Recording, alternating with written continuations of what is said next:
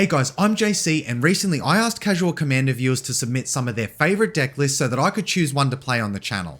Well, the winner of those submissions was Muffins1001 with their deck list Yasova Dragonclaw, aka Miss Steal Your Girl. This deck aims to ramp hard, then use its commander or cards with a similar effect to steal its opponent's creatures and leverage them for value.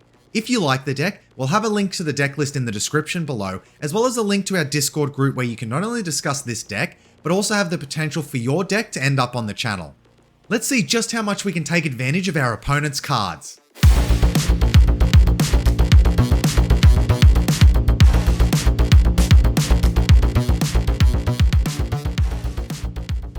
Okay guys, let's see who we're playing today. We have Atla Palani Nest Tender, we have Mavinda Student's Advocate, and finally we have Hazoret the Fervent. Alright, I don't have to look too hard at this opening hand. We can't keep it with one land in hand, so let's mull. The second hand doesn't look much better, so it looks like we're going down to 6. Alright, so this hand does look a little bit better. We do only have 2 lands, but I'm happy to see a Birds of Paradise in our hand. We do have some card advantage in Stolen Strategy. We do have a tutor effect, and I do love myself a Gilded Drake to take care of any of these problematic commanders. Most likely Atla Palani might be the target for Gilded Drake, so we'll keep this. And then we'll bottom Days Undoing. We draw Empress Galena for turn. Well, let's start by playing our Breeding Pool.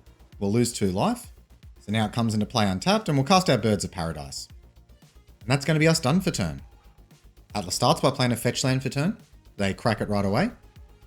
They find themselves a Plains. And then they pass the turn. Mavinda plays a land. And then they also pass the turn. Hazoret plays their land for turn. And now they cast an Expedition Map. 2 tap, sack it, search your library for a land card, reveal it, put it into your hand, then shuffle. And that is going to be it for them. We thankfully draw an untapped land for turn. So let's start by playing that land. And now we'll cast our Trophy Mage. When it ETBs, we're going to search for an artifact. And I think we'll find ourselves a sort of Hearth and Home. Then from here, we'll just ship it over. Atla starts by playing a tap land for turn, a Thorian Glaciers.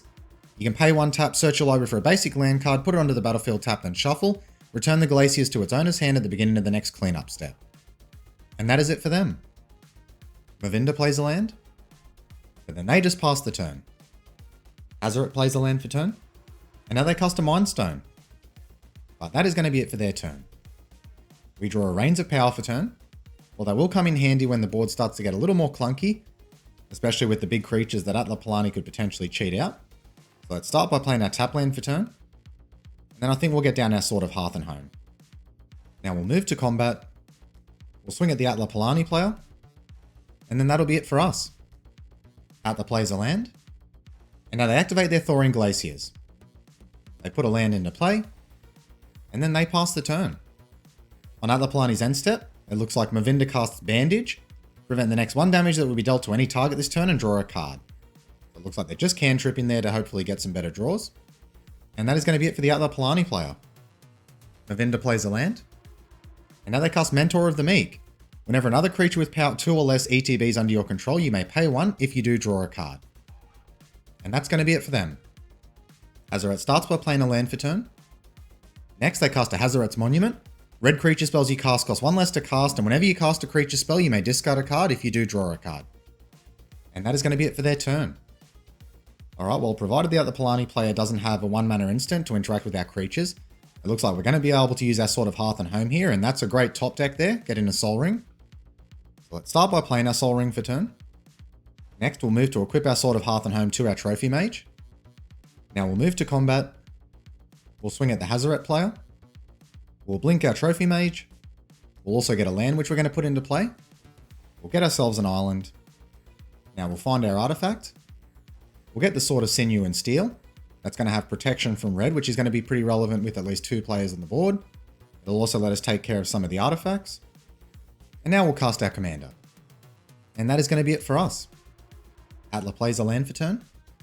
And now they cast a Runic Armasaur. Whenever an opponent activates an ability of a creature or land that isn't a mana ability, you may draw a card. And that is their turn done. Mavinda plays a land for turn, a Field of Ruin. And now they cast their commander. It has flying and you can pay 0. You may cast target instant or sorcery card from your graveyard this turn. If that spell doesn't target a creature you control, it costs 8 more to cast this way. If that spell would be put into your graveyard, exile it instead. Activate only once each turn. That triggers their Mentor of the Meek, so they'll draw a card. Now they move to combat, but they pass straight through combat, and that is it for their turn. Hazoret plays a land for turn. And now they cast a Stromkirk Occultist that triggers their Hazoret's Monument. It looks like they discard a Fiery Temper, which does have Madness. They decide to let it go to the graveyard, so they did draw a card. Occultist has Trample. Whenever it deals combat damage to a player, exile the top card of your library until end of turn, you may play that card. After that, they cast their Commander, which also triggers Hazoret's Monument. They discard a Swiftfoot Boots, drawing a card. Hazoret has Indestructible and Haste. It can't attack or block unless you have one or fewer cards in hand. And for 3 mana and discarding a card, it deals 2 damage to each opponent. But that is going to be it for their turn. We draw a land for turn. So let's start by equipping our Sword of Hearth and Home to our commander. Next, we're going to move to combat. Yasova triggers, but we're not going to use its ability. We'll swing in at the Mavinda player. That triggers our Sword of Hearth and Home. We'll flicker our Trophy Mage, as well as finding another land. We'll get another island. That triggers Trophy Mage. Let's get ourselves our Sword of Feast and Famine. And then let's cast our Stolen Strategy. That way, in case a board wipe does come down, which it may very well soon, especially with all the value we're accumulating, this is going to give us hopefully a constant source of card advantage, and really plays into the theme of the deck anyway, being able to steal our opponent's stuff and using it. So from here, we'll just pass it over. Atla starts by playing a tap land for turn, a Path of Ancestry. Now they cast an Atla Seer. Tap to add 1 mana of any color, sack it, return target dinosaur card from your graveyard to your hand. Now they move to combat, but very unlikely that they attack here. And they don't.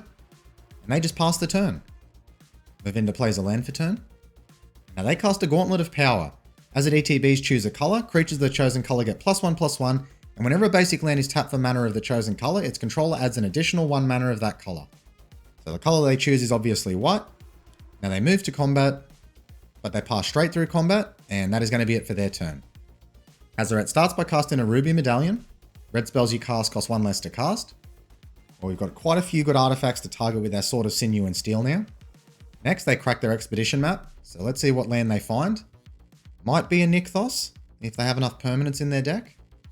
Instead, they find themselves a Valakut, the Molten Pinnacle. So that is going to be able to do quite a lot of damage, if they have enough mountains.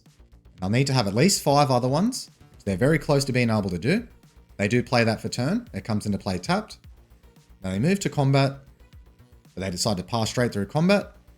And that is going to be it for their turn. Alright, well we get to untap with our Stolen Strategy. So let's see what we find off the top of our opponent's decks. And it looks like unfortunately it was all lands. So we got nothing at all off that, but we did actually take the Nykthos from the mono red player. So not all was lost with that hit. Alright, we also draw a Synod Sanctum for turn. Let's start by casting our Sword of Feast and Famine first. Then we're going to equip our sword to our commander. Next we'll play our Sword of Sinew and Steel. Now we'll move to combat. Yasova triggers, but we won't steal anything. We'll swing at the mono red player. Damage goes through, that triggers both of our swords. So let's flicker Trophy Mage once again, and we'll also get ourselves another land. We'll get ourselves a forest. We'll also get ourselves a Chaos Wand. Hazoret just discards a Bolt Bend. Now we've untapped all our lands. And it looks like with that, one of our opponents has actually decided to concede the game.